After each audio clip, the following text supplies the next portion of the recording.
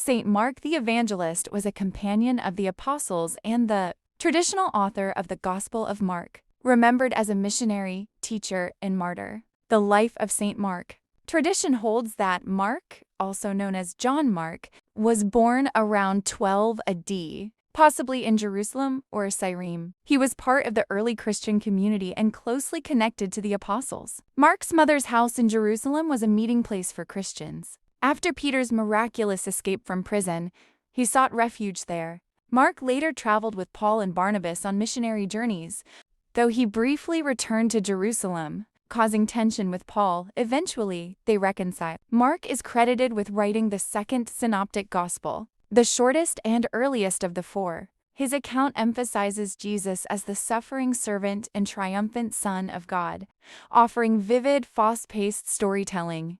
Tradition says Mark founded the Church of Alexandria in Egypt, becoming its first bishop. This made him a central figure in the spread of Christianity across North Africa.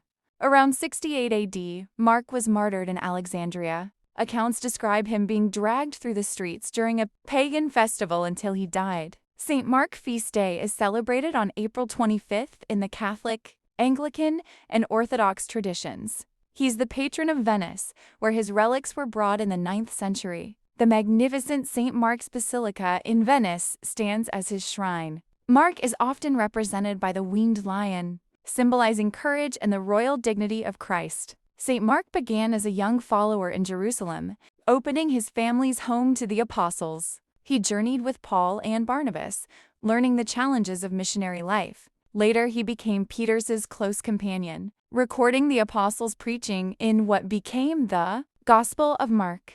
His words captured the urgency of Christ's mission, inspiring generations. In Alexandria, he built a thriving Christian community, but his faith led to martyrdom. His story is one of service, reconciliation, and courage, leaving behind a gospel that continues to guide believers today.